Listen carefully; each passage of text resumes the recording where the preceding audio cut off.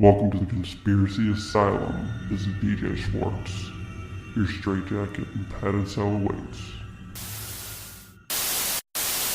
Hello and welcome, co-conspirators, to the Conspiracy Asylum. Nice to hear from you guys again.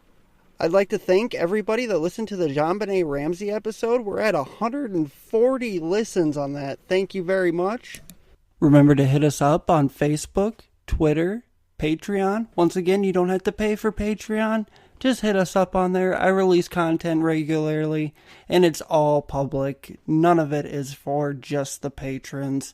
Until we actually start getting Patreon subscribers, then I'll put out like special episodes and stuff like that. So maybe we'll do an online poll on it to see exactly what you guys want. I'd like to say thank you to the promo swaps that I did last week. The You Are All Alone podcast and the Tennis podcast both will be playing my promo on their next episodes. The Tennis podcast, it's going to be January 2nd, I do believe. And the You Are All Alone podcast actually just released theirs on Christmas Day.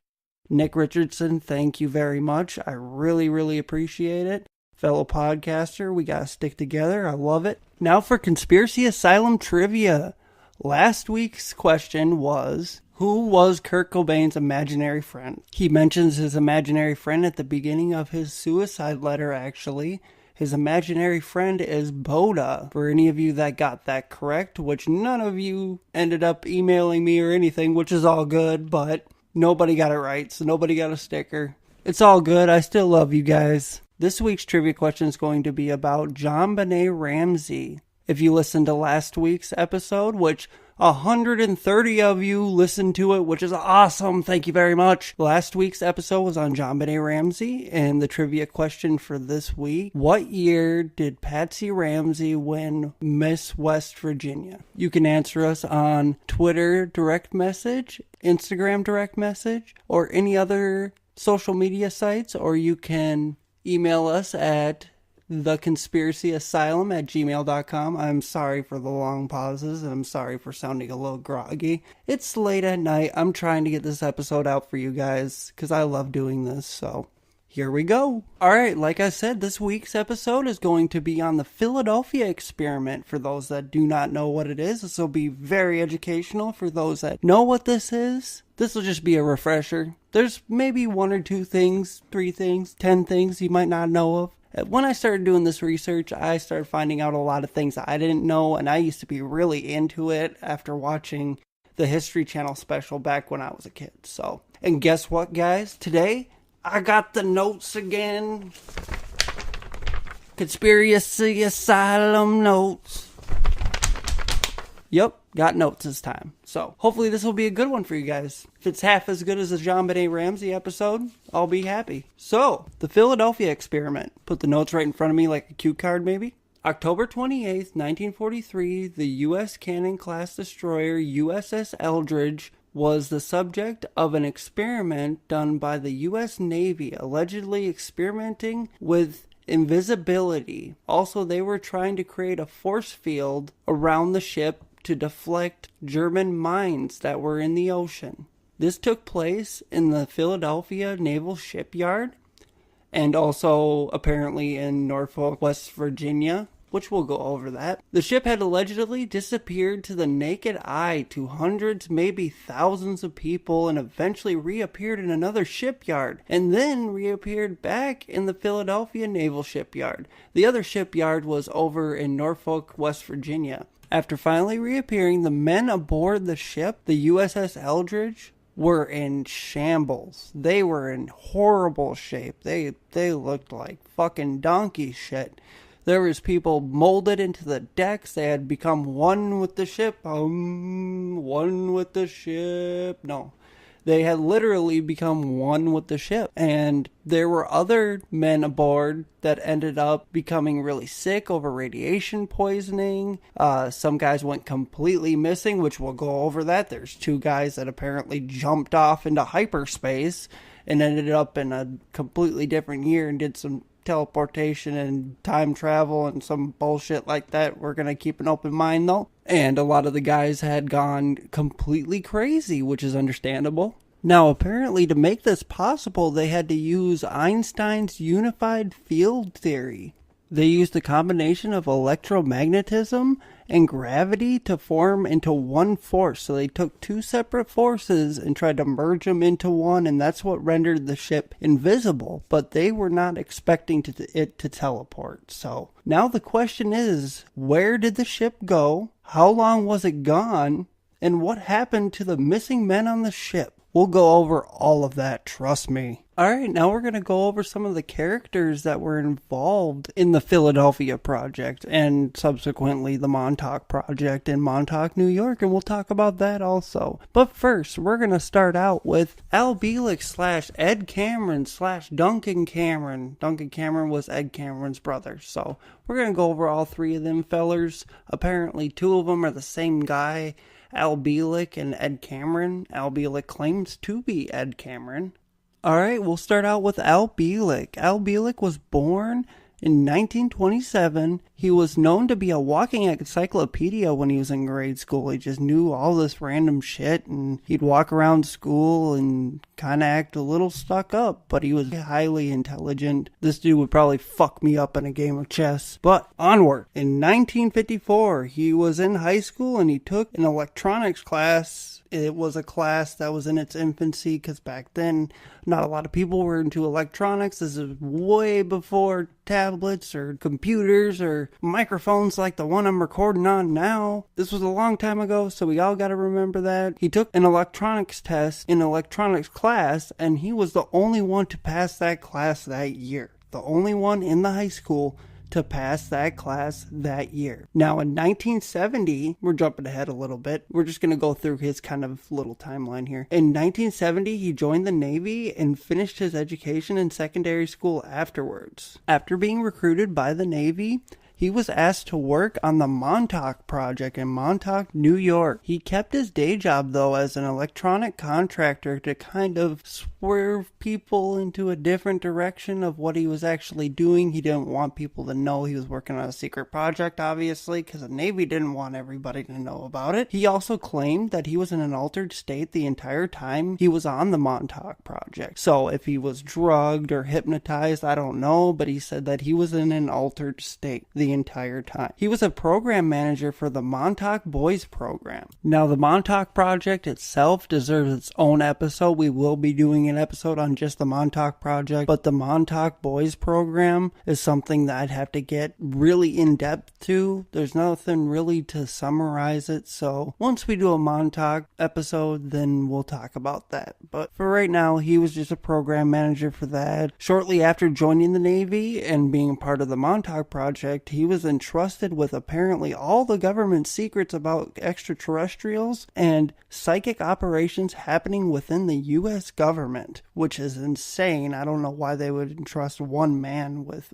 pretty much all the information, because that's what he was basically claiming. After being entrusted with this information, strange events apparently started happening to Al Bielek. He randomly met Mark Hamill of Star Wars fame in Hawaii. He mentioned as one of the strange things that happened to him. Right off the bat, I think the guy is crazy, but we're going to go through everything and we're going to keep an open mind, I'm just going to throw my notes on the floor and then pick them up later. That's what we do here at the Conspiracy Asylum. We keep a kind of a lax atmosphere. I just throw my shit everywhere and, rant and rave about conspiracy theories and true crime and all kinds of cover-ups and all that bullshit. Alright, now back on track. In 1988, Al Bielek apparently was knocked out of his trance or altered state and started remembering everything that happened to him, and he remembered who he was, because apparently when he was under this hypnosis or when he was drugged or whatever happened to him, he kind of forgot who he was and was basically just answering to the government with no questions asked. So he started remembering who he was, and at that very moment, basically that same day, he was fired from the Montauk Project and let go. In 1989 is when he first came forward with a couple of other people that had to do with the paranormal and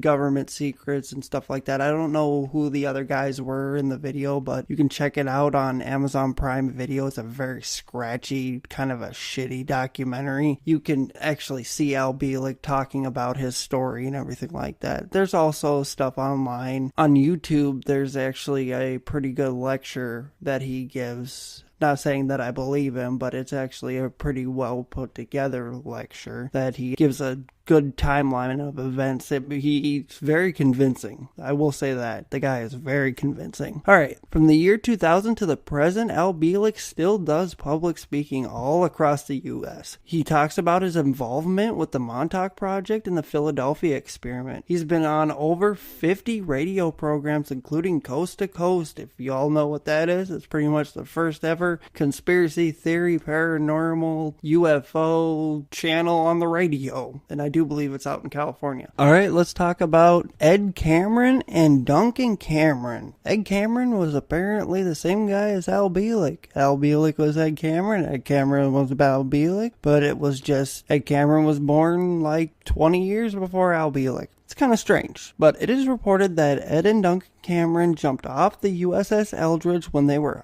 traveling through hyperspace, and they landed in the year 2137. After landing in the year 2137, Ed and Duncan Cameron spent 6 weeks in a hospital with radiation sickness. After those 6 weeks, for reasons unknown, Ed took off alone and somehow traveled through time again to the year 2749. Sorry, I just thought it'd be cool to do something like futuristic, I guess, for that. Alright, so he went to the year 2749 and he fucked around for 2 years for some reason, and then eventually he came back for Duncan. What a good brother. He waited 2 fucking years to come back for him. I don't even know why the hell he was there. He picked up his brother. It's like he's picking him up at the mall or some shit, except for he's picking him up in the year 2137, and then he brings him back, technically back to the year 1983, where they landed in Montauk, New York, in the middle of the Montauk Project. There they met Dr. John von Neumann, Miss John von Neumann, who had aged 40 years from the year 1943 to the year 1983, of course, because that was 40 years. The doctor convinced the both of them that they needed to return to the year 1943, which Dr. John von Neumann was one of the people that worked on the Philadelphia Project also. So he knew this guy, and he knew that the guy aged a bunch, so he said that he saw color TV. Al Bielek did. He saw color TV, he saw a helicopter, and that's what proved it was 1983 apparently. So he came out with the story in the 90s, by the way. Apparently Duncan Cameron stayed in the year 1983 though, and Ed Cameron / Al Bielek went back to the year 1943. All these accounts are according to Mr. Al Bielek / Ed Cameron / fucking Big Bong. I don't know what the fuck he thinks he is. He thinks he's just 2 different fucking guys, and it doesn't make any sense. Alright, now Carlos Miguel Allende, also known as Carlos Allen because he couldn't make up his fucking mind. Another guy that's got another alias. Well, Carlos Miguel Allende was born May 31st, 1925, and he was the youngest of 4 kids. July 14th, 1942, he joined the Marine Corps, and he was discharged May 21st, 1943. This becomes a pattern with this guy. He doesn't really keep a job for very long, but then he enlisted in the Merchant Marines in July of 1943. So this was a year after he was in the Marine Corps, after he started in the Marine Corps, and it was a couple months after he was discharged from the Marine Corps. So now he's in the Merchant Marines aboard the ship USS Andrew Furseth. While aboard this ship, he was said to witness the Philadelphia Experiment in progress. He saw the USS Eldridge apparently disappear, and he, for some reason, knew that it went through hyperspace. There's no proof that he was actually there when it happened. There's no proof that he actually saw this happen. So a lot of this stuff is just word of mouth from him. He claims he was told by Einstein himself it was because of Einstein's unified field theory that it made the Philadelphia Experiment possible. There is no proof that Carlos Allende met Albert Einstein. He also claims that Einstein mentored him for several weeks. This guy just seems fucking crazy. There also is zero evidence that Albert Einstein was working on